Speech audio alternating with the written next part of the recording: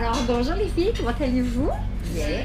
Je m'en vais vous parler d'aujourd'hui. On va faire 1, 2, 3, 4, 5, 6, 7, 8, 20 à peu près, 7, 8, 20. Alors, on va commencer avec le Yové Rosé qui est une nouveauté. Il n'est même pas encore arrivé dans les SAQ.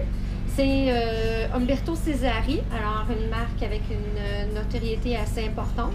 Son cépage est Sangiovese Merlot. Alors, on sent vraiment le Sangiovese et le Merlot. On l'a en bouche aussi énormément. Ça, y a-t-il des fiches techniques? On prend ces détails-là ou. Je vais vous les envoyer après. Ah, ok, fait que Ouais. parfait ça. Malheureusement, pour l'instant, on n'a pas encore le Yové parce qu'il n'est pas encore arrivé. Il arrive le mois prochain dans les succursales. La minute que le Sangiovese arrive, la fiche technique, je vous l'envoie. Ça va être un rosé sur la carte CDD. On va l'avoir ouvert. Ce qui est le fun, c'est que c'est un vin quand même qui se prend très bien en apéro. C'est un vin qu'on peut manger avec grâce au Sangiovese. C'est pas un vin bonbon, pas du tout. Il y a une belle acidité, une belle fraîcheur. Il va bien avec les poissons, il va bien avec les tartares. À la limite, cet été, un tartare de bœuf peut aller très bien avec. Alors voilà. Ouais, ça a un beau nez aussi. Oui, hein? Oui, pour Umberto Cesari. Umberto Cesari fait des beaux vins, là, mais habituellement, il est très charmant dans ses vins. Là, on voit une belle équilibre, une belle acidité. On switch à l'autre vin, au Léon Bayard maintenant. Je peux en avoir. Merci.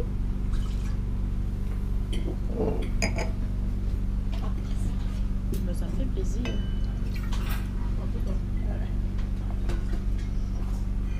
Alors, Léon Bayard, la façon que lui, il va vinifier son vin, ce que j'aime, habituellement, les vins d'Alsace sont pratiquement tous sur le sucre. Tandis que Léon Bayard, lui, la façon qu'il va les vinifier, il va aller goûter ses raisins à chaque jour et il va savoir quand est-ce qu'il va les vendanger. Il n'y a pas besoin de mettre un résidu de sucre. Alors, c'est un beau vin qui est sec. Riesling qui est côté pétrolé un peu. Si vous remarquez, là, on est un petit côté pétrole en bouche ici.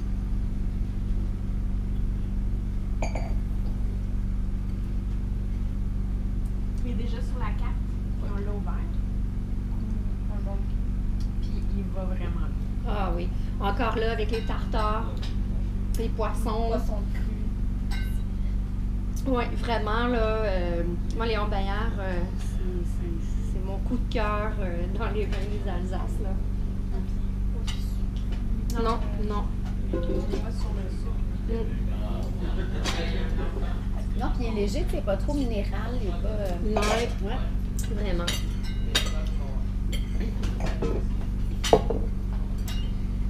La petite Perrière, je vais te laisser le faire. Ah, ben. La petite Perrière, c'est en fait, le groupe Saget, j'adore cette maison. Ils travaillent, c'est un papa avec 2 garçons. Ils travaillent avec beaucoup, beaucoup d'amour. Ils font des vins, ils aiment faire la nouveauté. Ils travaillent très bien ensemble. C'est une belle petite niche, là, tu sais. Puis celui-là est en importation privée. On a aussi en succursale qui peut quasiment s'équivaloir. Ça s'appelle la Java Les Grandes Espérances, qui veut dire la fête. Mais je préfère que vous restiez avec la petite Perrière parce qu'elle était en importation privée. Puis il y a un petit coche de mieux avec la petite Perrière que les Java. Alors, c'est un Sauvignon à 100%. Alors, c'est des fruits frais, exotiques en bouche, une belle fraîcheur. Si vous avez à suggérer un Sauvignon, ben, c'est la petite Perrière, honnêtement. Celui-là aussi va très bien avec le sushi, les poissons, en apéro.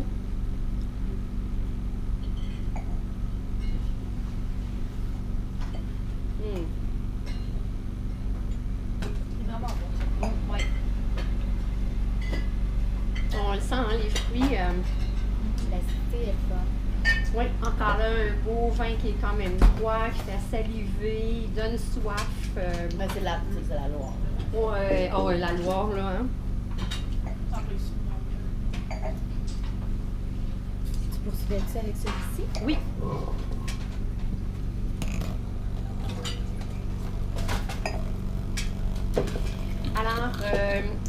Stresi, qui est un vin de Micheli-Carlo au nord de l'Italie, au Piémont.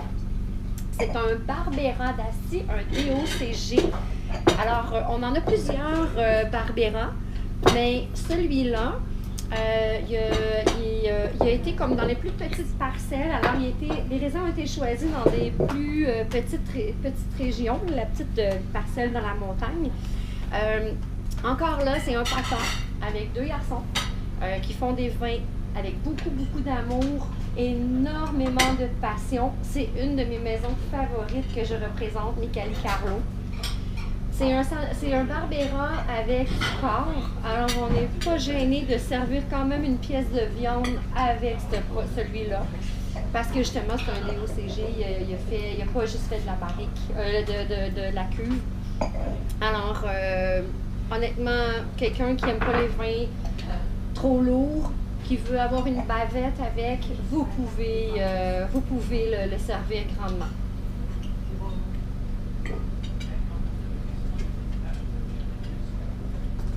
J'ai fait aussi une semaine avec, j'avais fait passer 3 jours avec.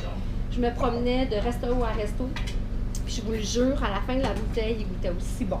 Fait qu'il tient la route. Super. Fait qu'au vert, c'est génial. Génial au vert, oui. Parfait. Peut-être qu'une cuisson saignante, là. Quelque chose de trop cuit. Une bavette saignante. C'est ça. Oui. Exactement. Oui. C'est pour ça que ça peut pas aller avec un. Ça peut pas aller avec un. Oh, je vais l'arranger tout de suite hein, parce qu'il n'y a pas de teigne dessus. Oui, je vais les faire. C'est ça, ça peut pas aller avec un braisé. Parce que. C'est ça, ça a que quelque chose qui est plus sec. Là. Exactement. Alors, on va y aller avec le Farnito.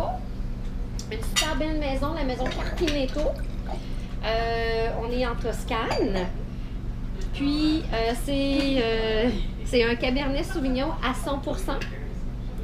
Je pense que vous le connaissez comme pas mal tout, hein, le Farnito. Vous l'avez déjà ici. C'est quand même un super de beau vendeur. C'est une qualité sûre. Tout le monde l'a dans son... tout le monde l'a dans son... dans sa carte des vins, quasiment. Là. Alors, on sent le cam, le poivron. Il est très, très, très présent. On sent l'Italie. Poivron rouge, un peu épicé. Toi, tu le cherches? Mais tu le sens l'épice, ça te picote le Oui. nez, là. Oui. Vraiment. Ben, oui, c'est un vin qui sent le soleil. On est sur quoi? Farnito. Le Farnito. Ah, excusez, j'ai pas Oui, pensé, là, j'ai le bouchon, il est où? Non, mais je vais te le mettre après. C'est juste le temps Ah, que tu ok. parles. Ok, mais je suis T'avais-tu stressée. terminé? Non, je suis stressée Ok. parce que j'ai plein de teintes dessus mes affaires. Puis... Je vais te les mettre après. Mhm. Ça, c'est une valeur sûre. Puis les gens le connaissent. C'est classique. Ça aussi, là. Oui. Ça se vend toute seule, le Farnito, vraiment. Quelqu'un le voit sur votre carte des vins. En plus, si vous le mettez au verre, oh mon Dieu, vous allez... C'est ça qu'on fait, là. ah, vous C'est allez ça. en- Plus, hein? Puis on a reçu. vous allez recevoir... Je sais pas qui travaille mardi midi. Ah, OK. Tu terminé de parler de lui? Mhm. J'essaie de faire ça vite, vite, vite. Ben, ouais, hein, on pousse. Ben, dis-moi là si je suis pas trop. Mais ça aussi, hein, c'est quelque chose quand même qui prend une viande en saignante ou en sauce. Ah, ben, quand on nous a reçus en Italie, il nous a fait un roast beef. Exactement, oui. Avec lui? Avec le Carpinetto, le Farnito. Farnito. Ouais, ouais. Là, on est sur le Liano, que je crois que la majorité d'entre vous connaît déjà. On est sur du Sangiovese et du Cabernet. Le Liano, ben, quoi dire du Liano, hein? On le prend tellement souvent, on le connaît beaucoup. Ouais, t'as plus de sucre, je pense. T'as Oui. plus de sucre résiduel aussi. Exactement. Par contre, on a demandé mon patron a demandé si c'était possible de réduire le niveau de sucre. Et John Maria, qui est le propriétaire, a réduit un peu le taux de sucre. Si on fait la différence là, de 2011 à 2013, là, on va voir.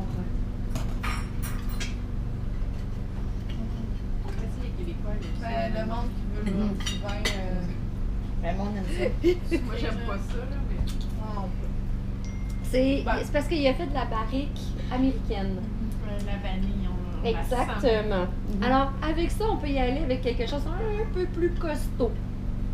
En cause qu'il a fait de la barrique, on peut aller sur des mets un peu plus viande sauvage, tu sais, un peu plus cuit, un peu plus, tu sais, un braisé. Là, à cause qu'il a fait de la barrique, qui est un peu plus Il est rond, plus chaleureux.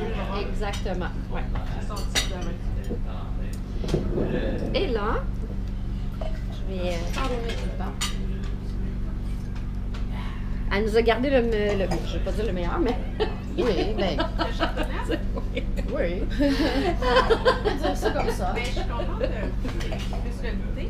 Ah Ici, oui. il va super bien, hein? Châteauneuf-du-Pape. Ouais. Pourquoi je vous demandais si qui travaillait mardi, vers 1h30, je vais arriver vers 1h30 parce que mes rendez-vous sont quand même assez... Alors, Guillaume, qui est très cute, by the way, et qui est très jeune. Ok, c'est pas pour moi. Ah non, je vais apprendre ça aux autres, là. Il sera avec moi mardi pour le lunch ici, puis après, on va rencontrer Stéphanie.